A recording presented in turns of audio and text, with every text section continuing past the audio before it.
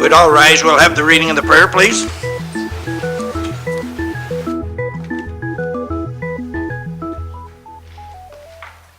Lord, by the strength of thy Holy Spirit.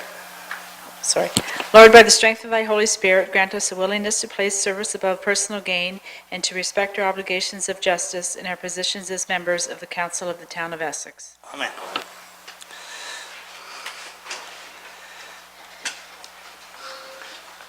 I'd like to welcome everyone here this evening, including the people at our home. You might not see us for a couple of days, but welcome. And I'll now declare the meeting open and ask if there's any conflicts amongst the council members. And young gentleman over here, none with you either? No, you're not voting on anything anyways, but welcome, Josh. Okay, looking for the adoption of this evening's published agenda.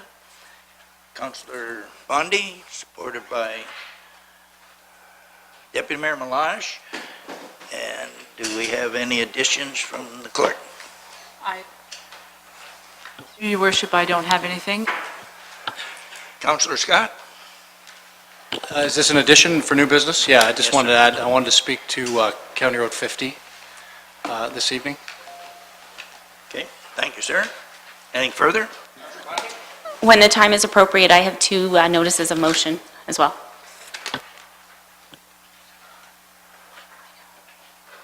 Thank you. That's later. Anything further? Any questions? All in favor? Motion carries. May the 20th, 2014, regular council meeting minutes. Looking for the adoption. Councilor Bowman. Supported by Councilor Scott. Any questions? All in favor? Motion carries. April 28th, 2014, consideration of report meeting. Moved by Councilor Bowman, supported by Councilor Scott. Any questions? All in favor of the motion? Motion carries. C, April 28th, 2014, consideration of report meeting.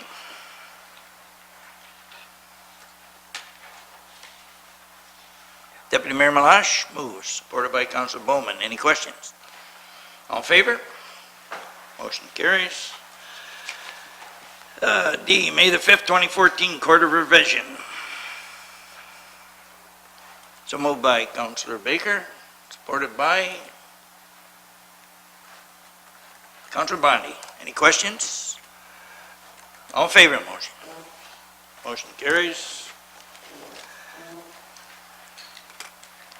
Before we get into public presentations, can everyone hear back there? Oh, you can't hear? A little louder? Yes. Okay, so I'd ask all council members, speak up a little louder. Like, really, it's loud back here, I'll tell you, but I can speak louder. Okay, so our first public presentation is Mrs. Vivier, petition against making Hunter Park a dog park. So if you could come to the mic, young lady, young ladies.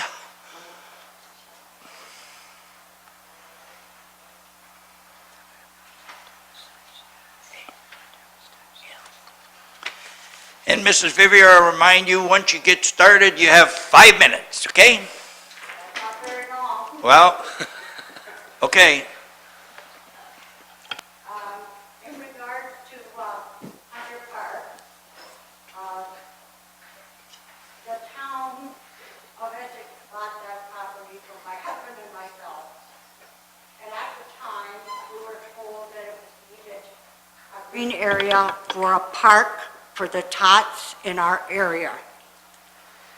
With that being said, we sold the parcel of land to the town of Essex for $10,000 on the condition that we were given that it was going to be a toddler's park. Now, I go down there and I didn't realize somebody has put up a sign that is allowing dogs on leashes in that park. I'd like to know who put put that sign up there and when they put it up there. Not only that, I consider a Todd's Park for the children, and the children of this town in our area deserve to have a decent park to play in and do what they want in that area. It's 70,000 square feet that the town bought from us for a low sum that we could have got a good deal of money for, but we accepted the $10,000 simply because it was going to be a child's park and it was going to be called Hunter Park. And I totally object to any dog, either on a leash or off a leash, to be in that park where the children are playing. It's not fair to our children. It's not safe for our children. And it's a disease-carrying mess as it is right now. I have been down there and looked at the park, and I don't think that in the last 20 years, no improvement whatsoever has been done down there. Things have been taken away and not replaced, and there's no place for kids. There's 2 swings for 2 little tots, and there's 2 swings for a little bigger children, which is not nearly enough, because we have children going down there through the week, all summer long, and there's 30 or 35 children going down there at a time. There's no monkey bars, there's no sandbox. The slide, you couldn't even ride on it. It's so rusted out, it's not fit for anybody, any child to feel safe on, or any parent to feel that their children are safe whatsoever. And what's happening now, there's a group of people, of young lads, trying to play soccer in that area, and they need that area. It's approximately 200 feet by 350 feet. Now, they need that area to play soccer in, and believe you me, it is not any fun to have your child come home covered in dog dew. Something has to be done.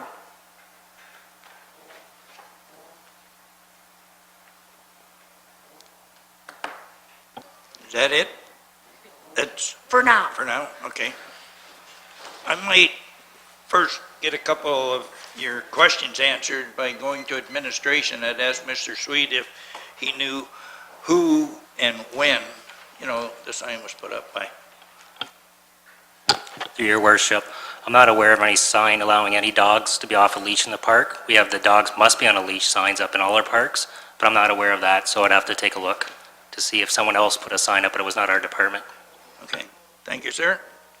Councilor Vokes? Thank you, Your Worship. Good evening, Mrs. Vivier. Look at, if Mrs. Vivier's got concerns over a park that she holds near and dear to her heart, then can we have somebody through the CAO, if we could, and Doug, could we have somebody from the town go down there in the morning, take a look at it, itemize what her concerns are, and get it cleaned up? I don't want to make it long. I don't want to make it confusing or challenging, Mrs. Vivier. If you're concerned about the park, let's simply get it cleaned up. You shouldn't have to come to council, by the way, to get a park cleaned up. You shouldn't have to do that. But you're here. I appreciate the fact of your concerns. I'm hoping we can work with administration, get it cleaned up. Obviously, I'll put that through the chair, through the mayor, to see if we can do that. And I hope by tomorrow at this time we'll have all your problems resolved. Thank you, Randy. Mr. Phillips? Thank you, Your Worship. Through you, just in response to Mrs. Vivier, I wondered if you might clarify, did you say that the sign states that dogs are not to be off the leash or can be in the park on a leash? Can be in the park on a leash. Thank you. That's a standard sign that we have in many of our parks, even the soccer complexes and the ball diamonds at the sports complex have that same signage. It's a standard sign. It's not suggesting that it's a dog park by any means. And I agree with Councillor Vokes that if you do have issues with the cleanliness of the park, that's certainly something you could contact our offices about. You've done that now we'll certainly take attention to that. Mr. Sweet and I can attend. We can meet with you if you want to go over those details. But in terms of the notion of a dog park, I understood you were coming forward with a petition against. I have a petition Okay. signed, they do not want that Yeah. Hunter Park become a dog park. Yeah. I If- have it.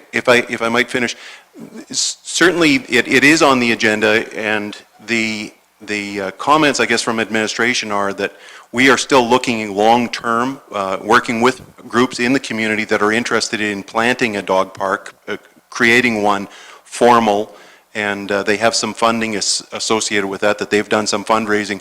We want to work with that group, and we will be finding a proper location. What Mr. Sweet and his department were looking at was an interim location, and Hunter Park had come forward as a possible location. We've looked at other locations as well. Hearing your concerns, we will certainly take a look at it closer. The only thing that I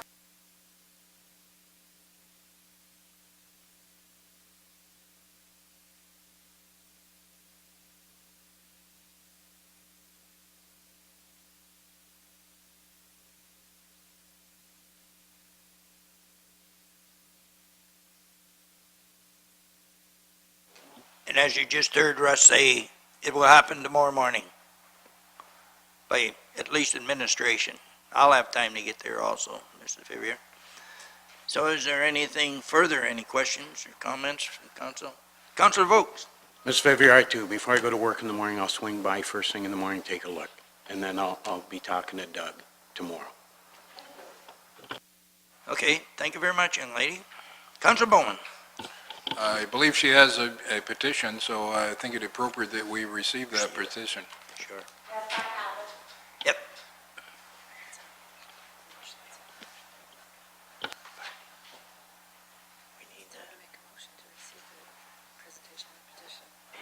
Okay, Councilor Bowman, we're going to need a motion to receive the petition, okay? Moved by Councilor Bowman, supported by Councilor Baker. Any questions?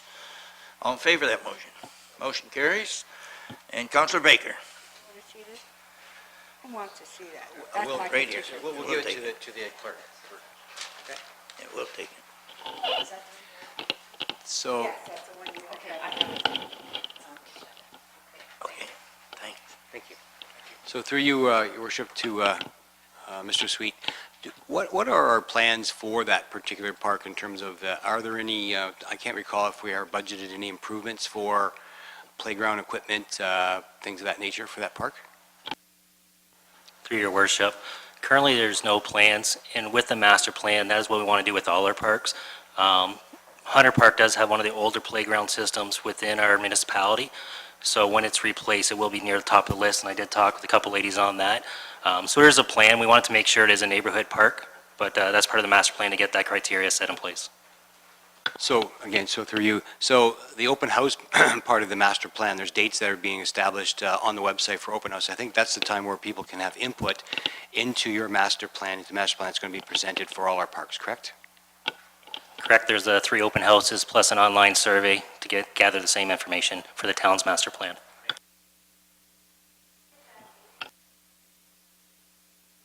Through your worship, the one for Essex Center is Tuesday, June 17th, 5:30 to 7 at the new Essex Arena. June 17th.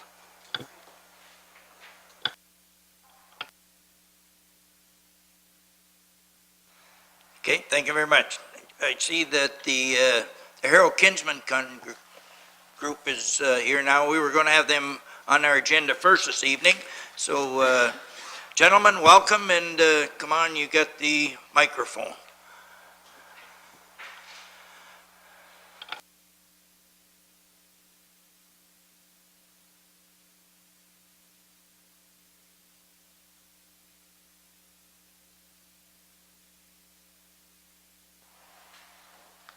Thank you for welcoming us to the meeting here.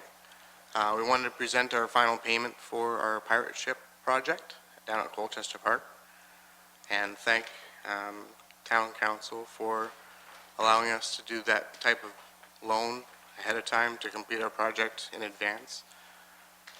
So, we've got the actual checks here. Not just the big one.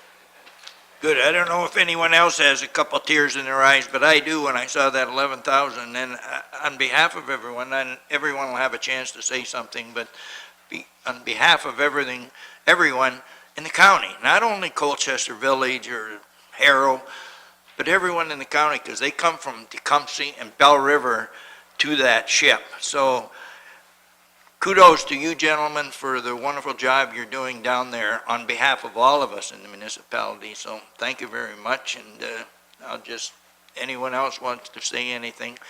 Councillor Baker? Thank you, through your worship. Yeah, I'm just going to, obviously, exactly what the mayor said. Thanks a lot for all the work you do. I'm not sure the community knows how many or $1 million have you put into this community in terms of your past work, but maybe you can explain a little bit about what you did with the pirate ship for those people who may not be aware of the project. Maybe somebody can talk about that.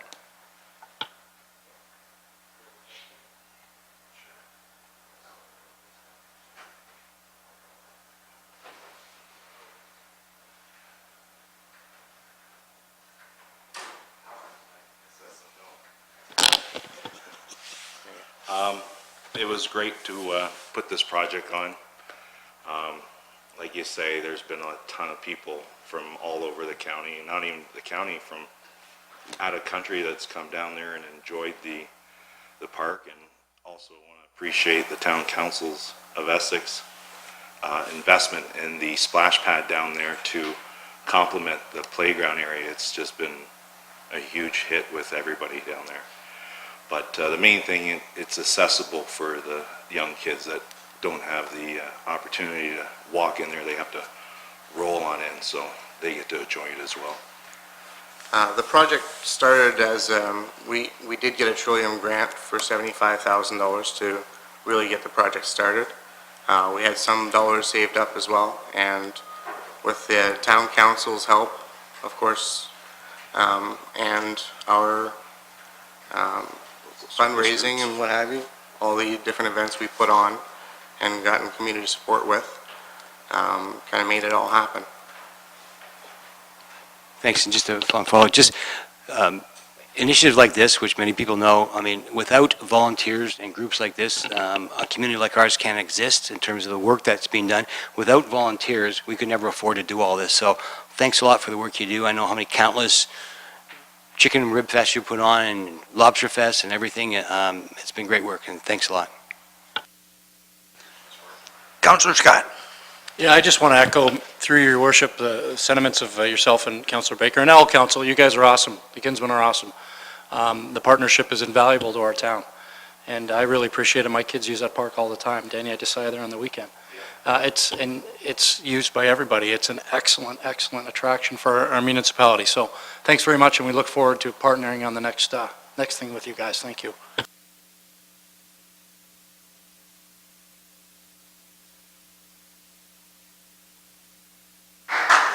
Okay, I'm heading down there to receive that check. I'll come to you guys.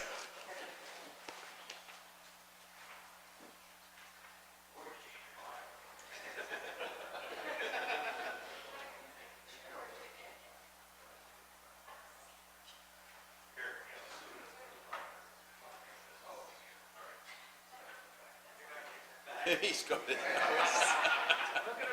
Yeah, once he's got it. Yeah.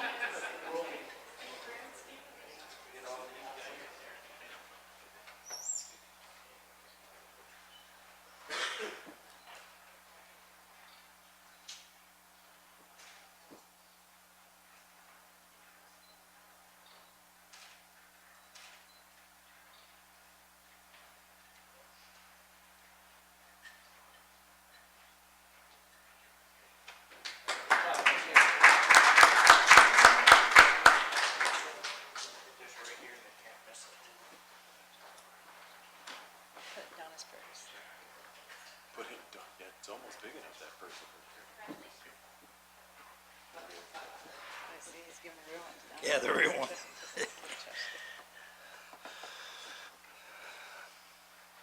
I guess that little one makes it official.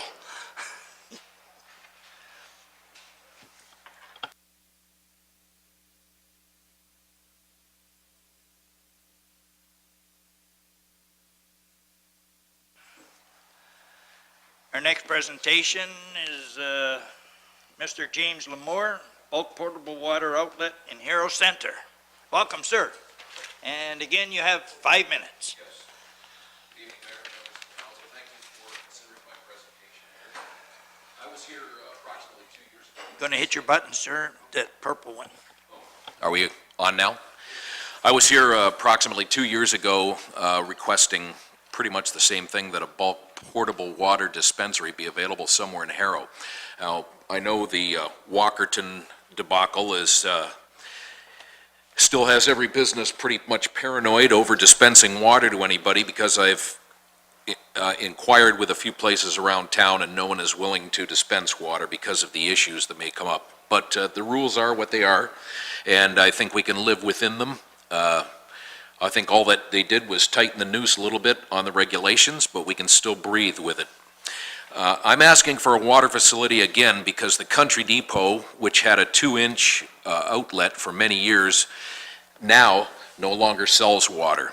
They took down their facility entirely. There's nowhere to get water.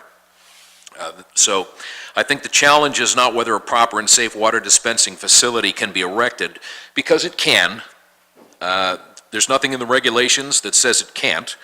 And the chances of contamination of such a facility, I think if we reasonably think about it, are extremely remote and unlikely. With a little imagination, I'm sure there's a solution for every problem. I know in the last one, the issue of vandalism was brought up. Well, there's a solution to that. You don't use money, you sell tokens for those who want to get water. If you're worried about the spout being contaminated, well, bring your own hose to hook it up. If you're worried about the actual hookup, you can lock the outlet with only those who need water with a key to have access to it.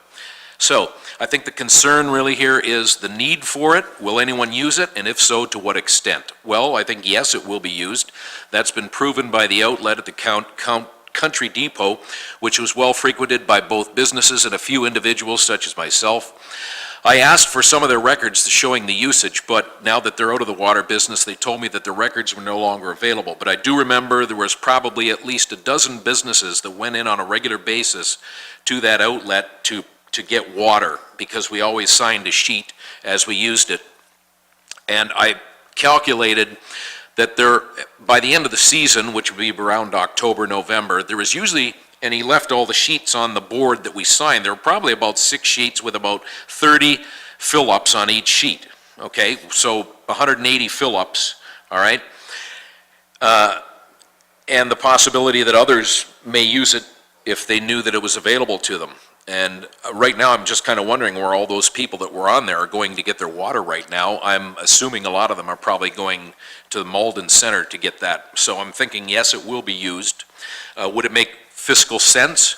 Well, I called Dwayne Grondin in Amherstburg to find out about the Malden Water Center, and he said they averaged about $1,600 per year take in over the last 4 years, and they went as high as $1,900 in 2012. So unlike the 2 small water parks that we have in Harrow, which are just dispense water onto the pavement and are not paid for, this would be a paid-for commodity.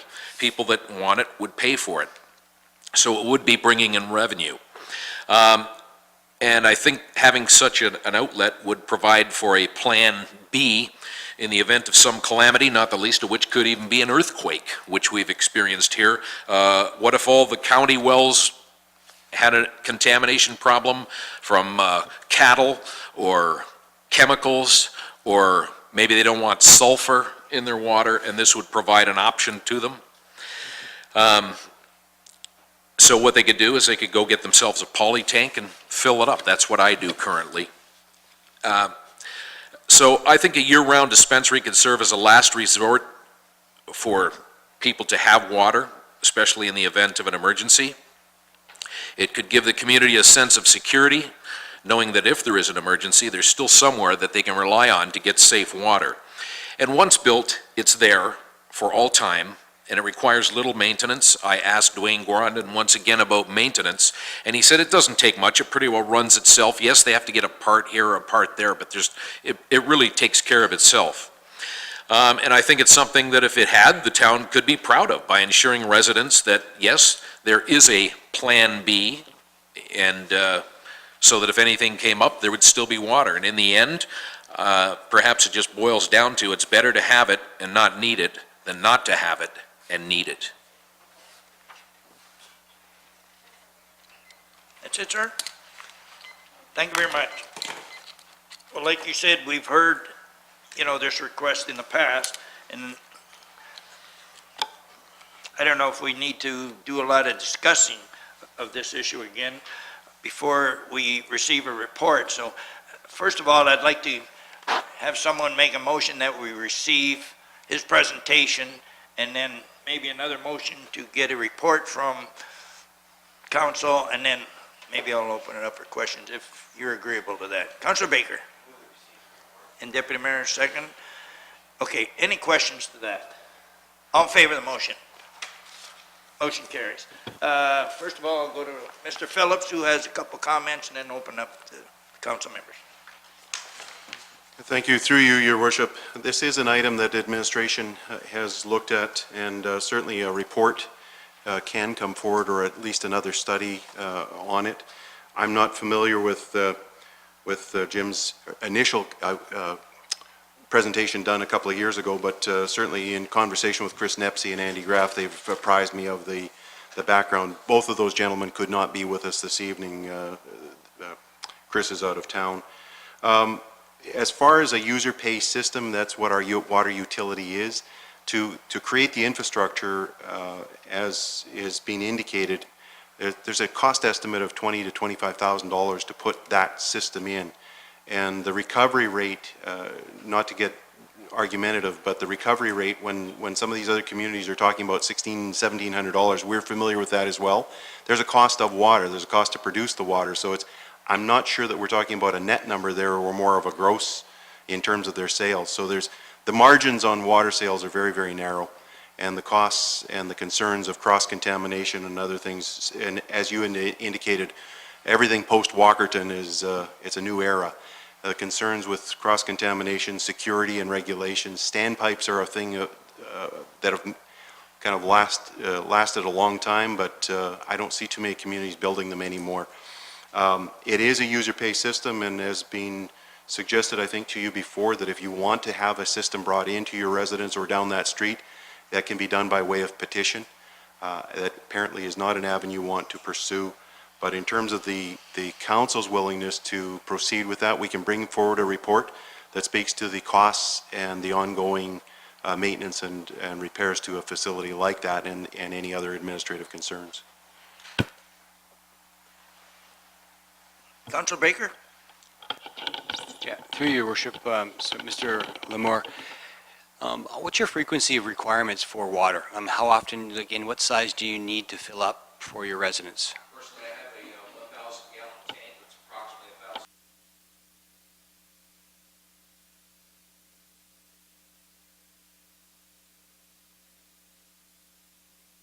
So, and the water that you draw, is it potable water?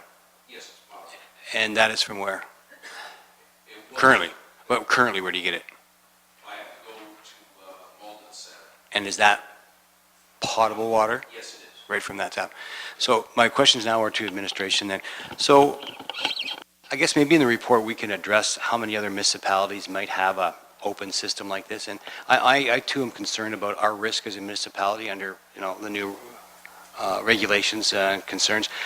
What risks do we, actually maybe we can address this in the report, what risks do we face by having a public water system, I guess, beyond the stuff that we have that bring it to the house? I mean, maybe we can address that, and I'd like to see how many other municipalities are offering this as well, because that would be something, I mean, and whether or not they are continuing to or getting out of it, I'm not sure.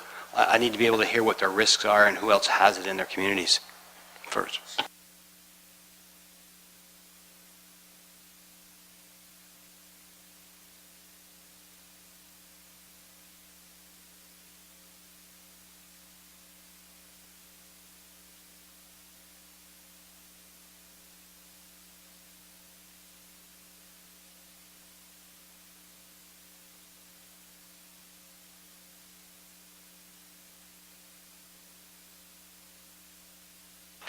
So my other question would be then for this report is we have to look at our cost to implement this vis-à-vis the cost of the user pay. I mean, I'm not sure how far the closest resident, how far it would be to bring water to Mr. Lemore's residence.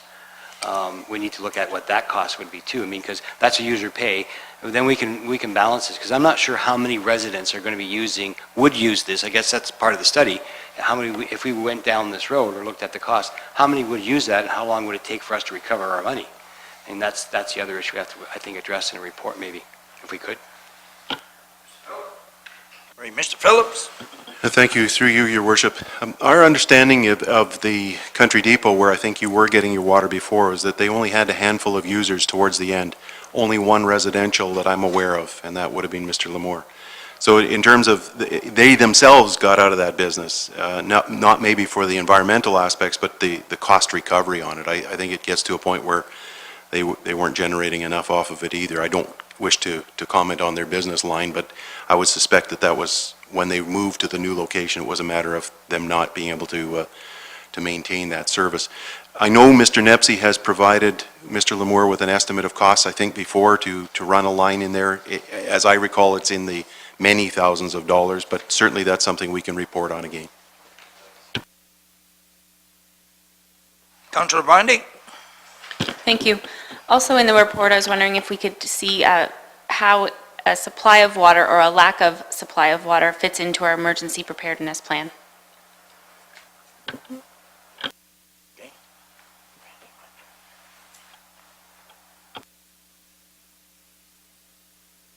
Anything further? Well, thank you, sir.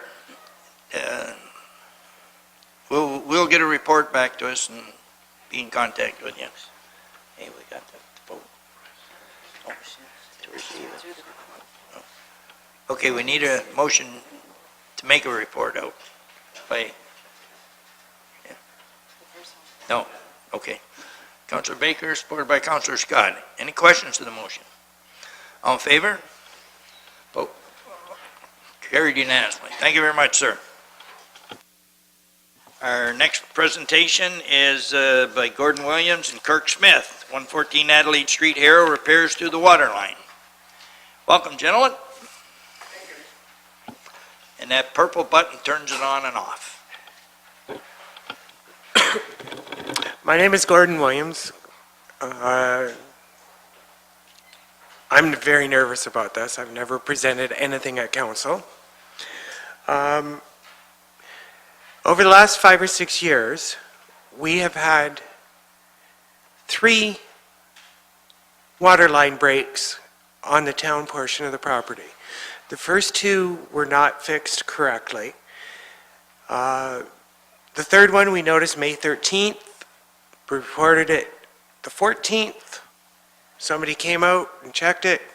Nobody responded until Kirk and myself wrote a letter to the mayor and the town council. The next day, Andy Graff assured me that it would be repaired on the 28th. And it was repaired on the 28th. He also assured me that the landscaper was going to be out to repair all the other damage from the other 2 to the property from the other 2 repairs. That was done. And I'm very, very pleased with the work that has been done and the quick response once the letter got to the town council. Basically, when I called in the leak, I wanted to know the dates of the 2 previous ones. I was told they were not available. I'm wondering why, when the town was using outside contractors, that they did not know previous repairs and the bills that they had to pay. We were just looking at dates to include in the letter. We were just looking at dates to include in the letter. Thank you.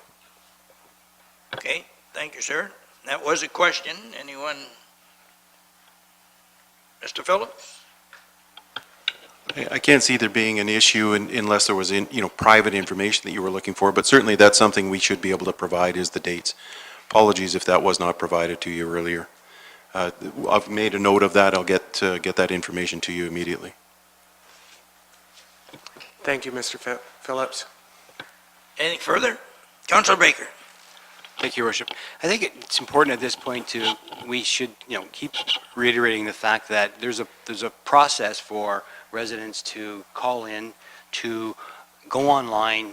Hopefully we can go down that road to go online, to be able to initiate, a report so that it gets tracked. I mean, oftentimes residents like to call counselors and we have to just turn back and provide it to administration. I think it's important residents know, because once the calls come in, and hopefully that they're tracked with an incident number, and that way they're able to be tracked. So if there's any anomalies, of course, administration, looks at fixing that. Sometimes things don't go perfect.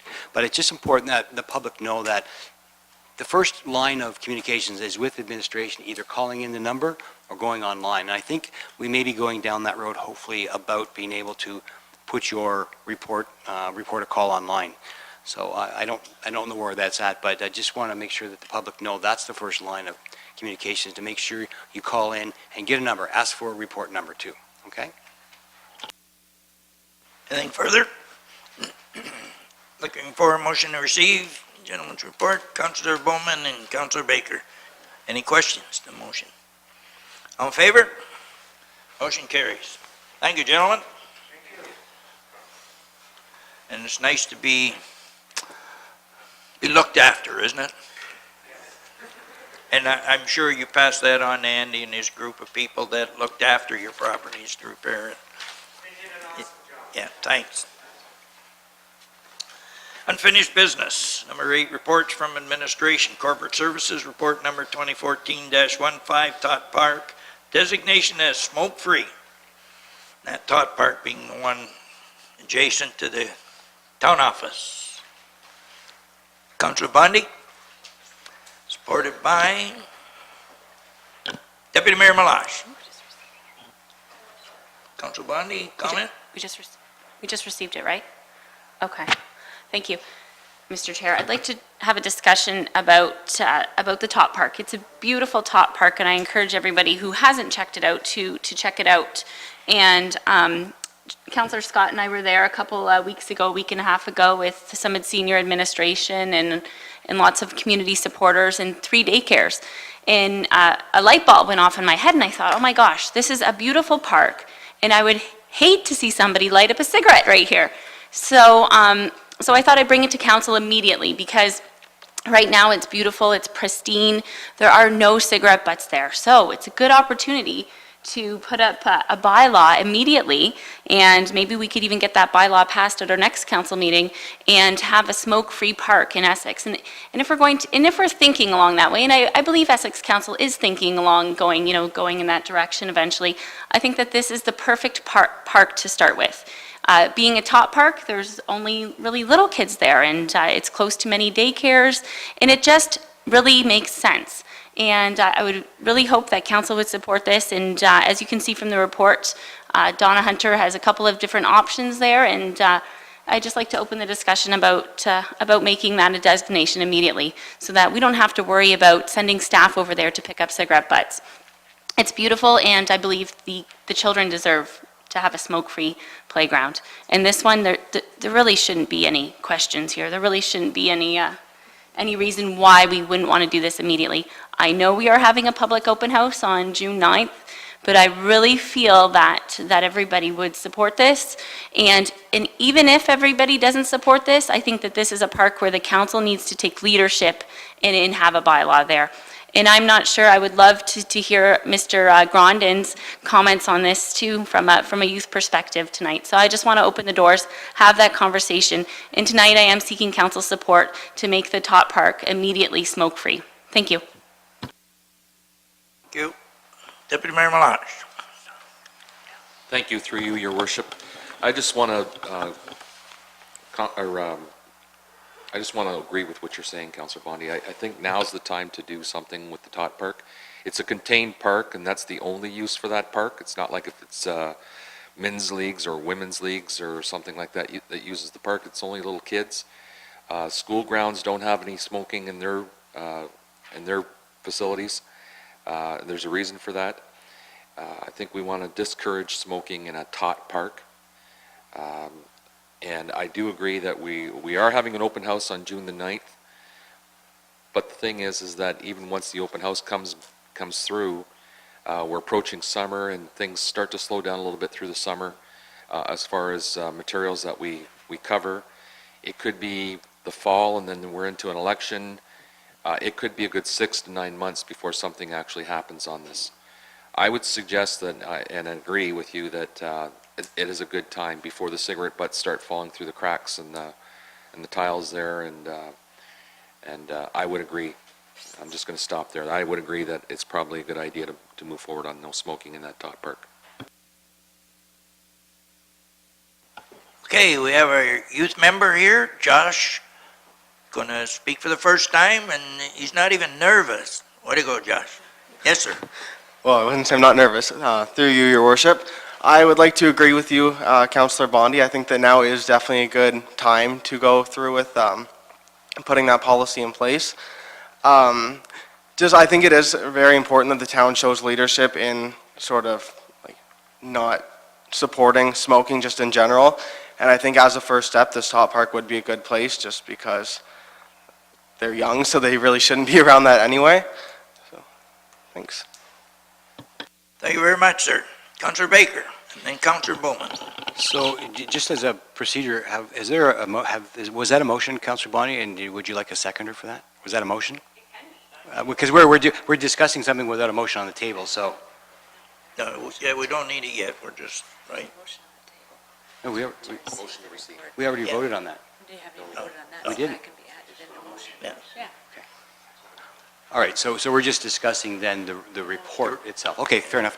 So I totally agree with non-smoking, absolutely right. So, and if we're going to go down this road to do this one as the first example, absolutely, I agree with Deputy Mayor Meloche that timing, while we don't close, we may doze in the summertime. So, and it's important to get things through a little faster.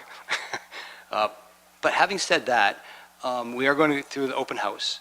Are we creating anything by creating one bylaw for one little park, one park, I should say, or will this open up the opportunity? Sorry? They're having trouble hearing you in the back there. Are you? Just I'm not sorry, I Mrs. apologize. Vivier. So does this open up a situation, we're creating, I'm trying to stretch my neck here, we're creating an individual bylaw for one park. Does that mean other parks can come forward in advance to do this? Or is this just one of our first steps in the whole process? Because we're looking at have an open house to do designated smoking areas or no smoking on town-owned properties. So I need to know procedurally, does this just advance it? Maybe I can go through administration to find out. I think Donna Hunter has a reply for you, sir. Through you, Your Worship. Essentially, if we wanted to do this immediately, we could do a bylaw, and then if there was from the open house and a decision from council to go beyond just this park, we would have to do another bylaw, repeal this bylaw to add on the other parks. But I think, like you said, and I think it's a fair statement for us to deal with this one separately is a good idea if that's what council wants to do, because to draft a new bylaw based on the open house is going to take a little bit of time, depending on which way you want to go. Okay, fair enough. So having said that, then if we look at it and this passes moving forward for this particular park, we now need to discuss what the actual mechanism is, because there's 3 recommendations here relative to having just the fenced-in area or area beyond that in terms of the parking lot. So I think if we make a motion, we should have the actual specifics in there. Mrs. Hunter? Through you, Mr. Chair, if I may, on Friday I met with Mike Fines. He's the tobacco use officer with the health unit, and we reviewed the 3 different alternatives. From his perspective, the first map, which just encloses or just takes in the enclosed area of the park, is good, but what you have is people that can stand on the exact perimeter of that, and secondhand smoke will go into the park. The second map, which took in right up to the road and the sidewalk between the park and the road, it's good, but it's going to be very difficult to enforce because people are going to be walking along the sidewalk and suddenly they're going to hit a no smoking area and they won't know that necessarily. I mean, we can sign it, but they're not going to necessarily. His feeling that the third map, which incorporates the park right up to the municipal building, that would be the best alternative. Thank you. So then, a final question. So then, when we do debate this or discuss this, and we have a public open house, we're looking at which way to go, designated areas or complete areas being restricted for smoking. Are we going to address each one individually? Because there are different footprints here. So, or are we going to put standards in that say so many meters from the entrance? I like what you're saying, doing the whole property area makes a lot of sense. Donna? Through you, Your Worship, this one is a very unique park in the sense that we tried to do a 9-meter buffer around this park, and what you end up is you're in a private residence, you're in the Canadian Tire gas bar, and you're halfway down the daycare. So you're infringing on private property. I think for the most part, we're going to try and do buffer zones, but where you have unique properties like this, where they're adjacent to various other properties, you may have to be a little bit more creative. Thank you. Councillor Bowman? Many of the concerns that I had, Bill has brought forward already, because basically we're jumping ahead of the game on this one. But if there was ever a park that should be no smoking, this is obviously the one. And I think the ideas of setting precedents before you actually put the overall policy in place is always a risky thing. However, having said that, obviously this is a great time to do it when you're reopening it and going through with the dedication that, I might add, I think the representatives that were there to represent us on the day that the official opening was, that covered for us that were out of town. We appreciate that. But getting back to the topic, I think it's very important that we look at the overall picture and make sure that what we put in place is not only fitting for our municipality, but fits with the provincial guidelines that will be coming out eventually. And obviously the election has probably pushed that away back again, so we will probably be moving ahead before that. So I think it's appropriate that we do something with this park at this time.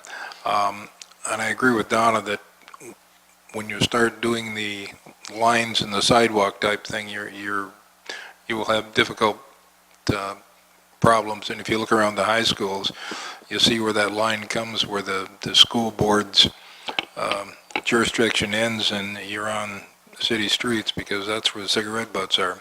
So I think it's important that we keep that in mind and keep at a very, I guess, defined area that's easily recognized by all the people involved, and as the other line is, can be easily enforced, and make it known to those and well signed so that it's recognized as a smoke-free area.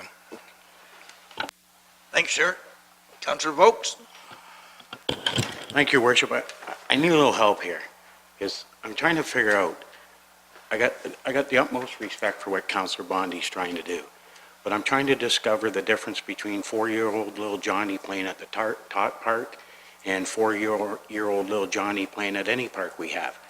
Why is it we have apparatuses at every one of our parks, I would assume, that entice children in to play there, but we're going to isolate the health concerns when we recognize secondhand smoke and carcinogens to only that of the Tot Park? If we want to be fair and we want to be equitable and we want to be a progressive council, irrelevant to the work it takes to develop a bylaw, then we make it mandatory for all parks where children may play. And with that being said, if people don't like it, then that's what you're elected to do. You're elected to explain to them why you did it and your reasonings for do it. And not everybody's going to agree with you. There'll be people who agree with you. There's going to be people who don't disagree with you. So somebody help me out. Why are we isolating it to the Tot Park only when children play at other parks of the same age group?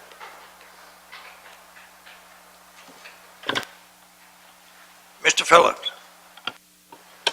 Thank you. Through you, Your Worship. I'm not certain that I can answer Councillor Volk's question with any degree of certainty, but I'll give it a go. I think in this particular instance, it was recognized at the opening that it would be really ashamed if we had cigarette butts and smoking in something that is a single source center. It's a defined park for tots. It's not a multi-use facility, which is one of the problems, and I don't disagree with anything you just said, Randy, in terms of my personal view. I don't vote on this, but I share your perspective on smoking in sports facilities or nearby sports facilities. But I think in this particular case, we saw a single source or single activity site that it would be wrong not to do something or not to take some actions now before it became a greater problem to us, both in the cleanup, both in the health aspect and other aspects. So it was felt, and I heard Councillor Bondi that day say, we need to do something with this one before something wrong happens. So we worked on that one. Donna came forward with a report. That is not to suggest that we are not moving or that Council's not moving, and I encourage Council to continue moving on that vein, and I think you've shown some leadership in that, and that you've got an open house coming up to talk about it again.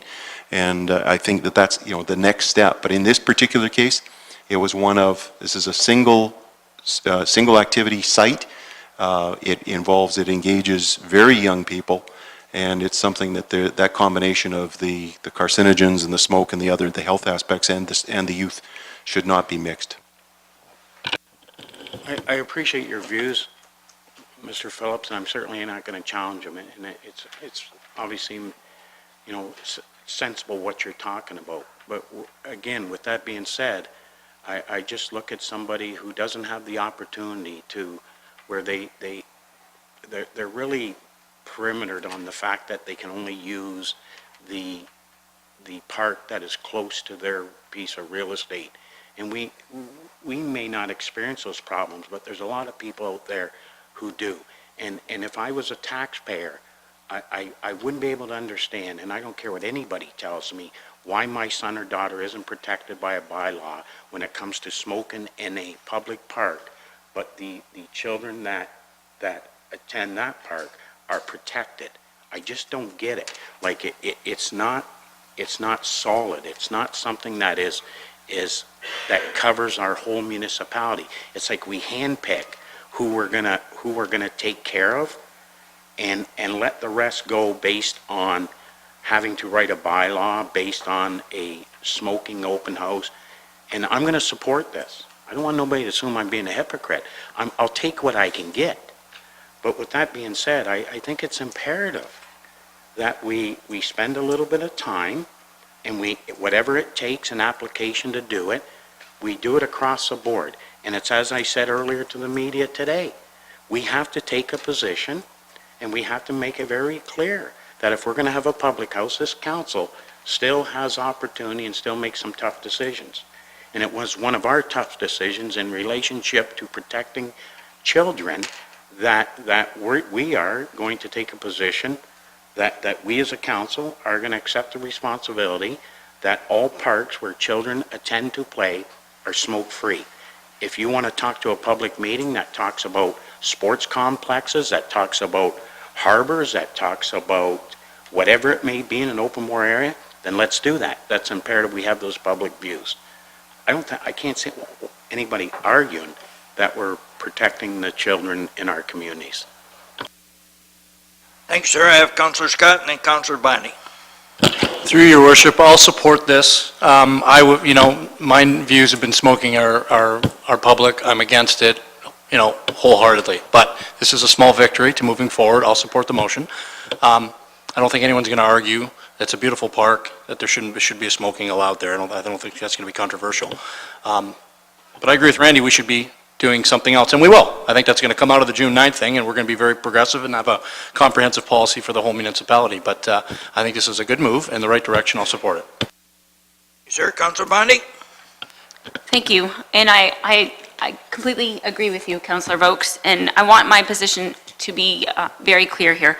I absolutely support a smoking ban on pretty much all municipal facilities where there's children for the denormalization value here, but I think that there's what happens when you have a council? It's seven different minds working together, so there's